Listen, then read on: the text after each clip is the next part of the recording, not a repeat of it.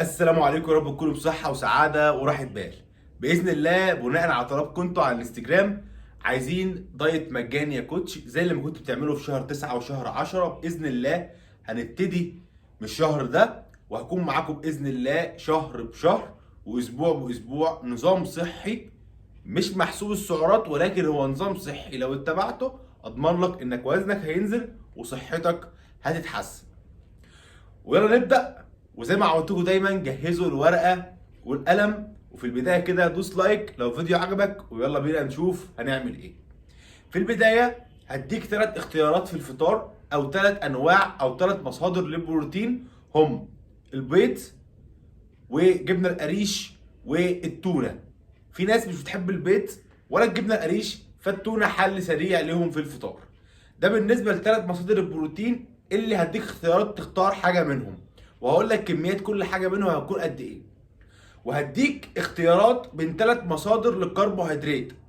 هديك اختيار بين الشوفان، هديك اختيار كورن فليكس سادة، هديك اختيار للشوفان. انا قلت الشوفان يبقى مكرونة، يبقى مكرونه، شوفان، كورن فليكس. دول 3 مصادر للكربوهيدرات، انت هتختار منهم الكرب او نوع الكربوهيدرات اللي انت بتحبه. تمام؟ بقى دول 3 حاجات اللي اديتك اختيارات ليهم.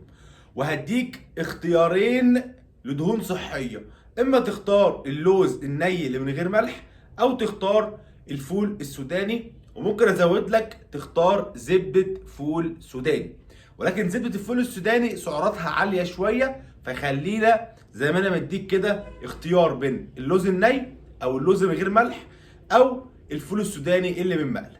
ده بالنسبه لوجبه الفطار او الوجبه الاولى، ولسه هقول لك تاخد قد ايه من كميات الاكل، خليك معايا.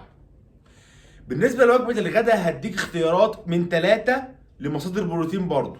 مصادر بروتين حيواني زي ايه؟ زي اللحمه الحمراء او صدور الفراخ او السمك، وهيكون سمك بلطي. يبقى دول 3 اختيارات اللي مديهم لك: فراخ او لحمه حمراء او سمك، ويكون سمك بلطي. وهديك برضو اختيارات من 3 مصادر للكربوهيدرات. اول مصدر معانا هيكون رز بسمتي مسلوق، تاني مصدر معانا هيكون مكرونه مسلوقه، وتالت مصدر ممكن احطه لك برضو هيكون مفيد هو البطاطس المسلوقه. بطاطس مسلوقه او بطاطا مش تفرق كتير، تقريبا القيمه الغذائيه فيهم واحده. ده بالنسبه لوجبه الغداء او الوجبه الثانيه. بالنسبه للوجبه الثالثه وهتكون سناكس، وهديك اختيارين، اما تختار تفاحيه خضراء او تختار برتقانه، شوف انت بتحب ايه.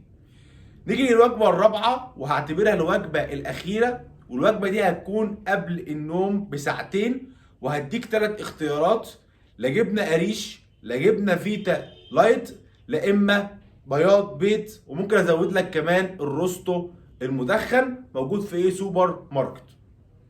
دي بالنسبه للسيستم اللي هنمشي عليه. لو تلاحظ او تلاحظي انا من بدايه النظام اديت اختيارات بين دهون صحيه، بروتين، كربوهيدرات، عشان النظام دايما لازم يكون متوازن ومتكامل من 3 عناصر غذائيه: دهون صحيه، مصدر للكربوهيدرات، والبروتين. ده نظام صحي سليم تقدر تخس بصحة وتخس من غير ما تفقد اي عنصر من عناصر جسمك، وليكن شعرك ممكن يقع لو نظام الدايت مش مظبوط.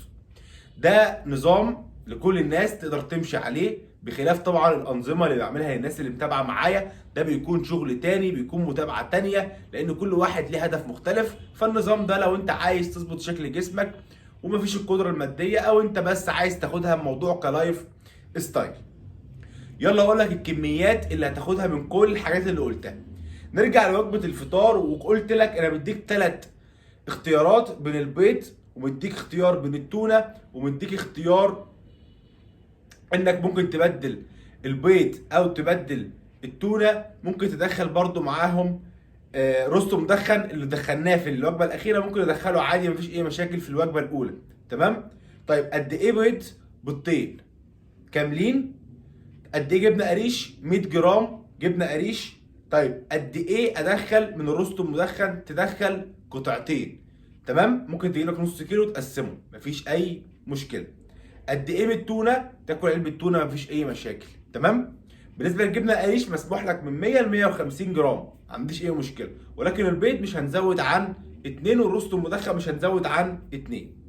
نيجي لمصادر الكربوهيدرات، الشوفان 50 جرام شوفان. طيب لو هندخل مكرونه هيكون 150، كورن فليكس هيكون 50 برضه، يعني الكورن فليكس والشوفان زي بعض، المكرونه بس المختلفه شويه.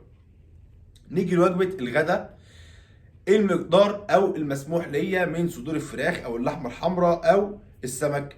من اللحمه الحمراء 150، صدور الفراخ 200 جرام او من 150 ل 200 جرام، شوف انت عايز تدخل ايه. والسمك البلطي طبعا كيلو سمك بلطي ما تتخضش، كيلو سمك بلطي مشوي ممكن يصفي لك 200 جرام 250 جرام لحم صافي.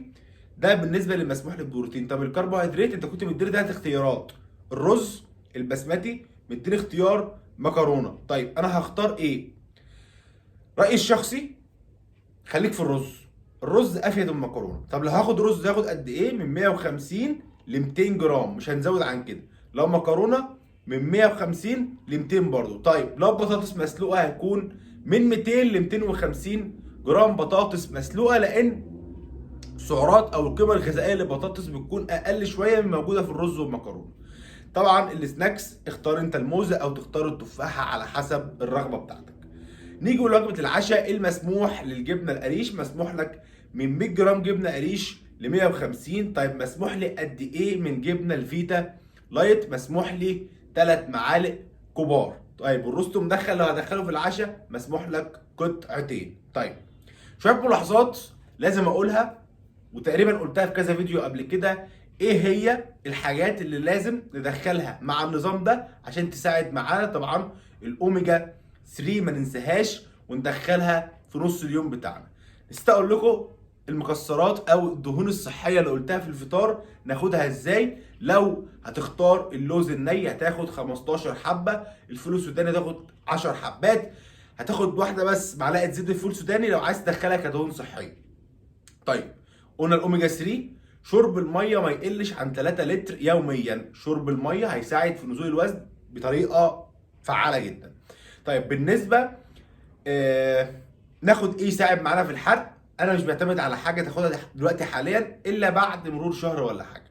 طيب ايه كمان ممكن نعمله هيساعد معانا؟ الشاي الاخضر طبعا، ممكن نشرب في اليوم 3 كوبايات مفيش اي مشكله. بالنسبه للسكر ممنوع. طيب نبدل السكر بايه؟ قدامك اختيارين، اما تبدله بسكر سويتال او تبدله بسكر استيفيا، والاثنين متاحين في اي صيدليه، سويتال او استيفيا. تمام. مسموح منهم في اليوم باي كميه، ولكن ما نزودش عن الكميه المسموحه، بتلاقي مكتوبه على العبوه عشان ما يحصلش اسهال او اي حاجه لا قدر الله. ممكن تدخل برضو كيلو فيت، ده مكمل غذائي من الصيدليه، تاخد حبايه واحده بعد الفطار. طيب تظبيط النوم مهم جدا، لازم ننام من 6 ل 8 ساعات عشان جسمنا يحصل له عمليه استشفاء ويحصل له انه يبدا يحرق معاك. وهيساعد معاك طبعا لو انت حاولت ما تشربش منبهات قبل ما تنام لمده 5 ساعات عشان تظبط نومك.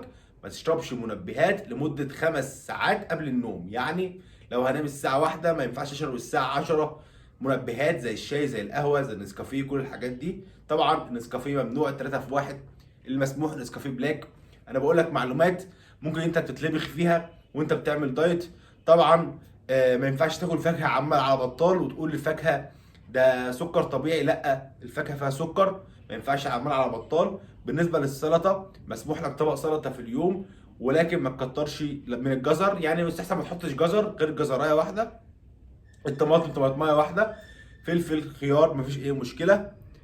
ده كان نظام لو حد عايز ياخده كلايف ستايل، حد عايز وزنه ينزل بشكل صحي ومش مستعجل على النتائج بسرعه قوي، اضمن لك انك تخسه مع اي رياضه تعملها، سواء جري سواء تمارين سويدي في البيت. وباذن الله المرحله الجايه هنزل تمارين سويدي نعملها في البيت. ويا رب يكون الفيديو عجبكم. لو احتجت اي حاجه او احتجت اي حاجه ممكن تبعتيلي على الانستجرام، وطبعا لازم تكون عامل لي فولو على التيك توك. يا رب يكون الفيديو عجبكم، واكتبوا لي في الكومنتات حابين الفيديو الجاي عن ايه. والسلام عليكم.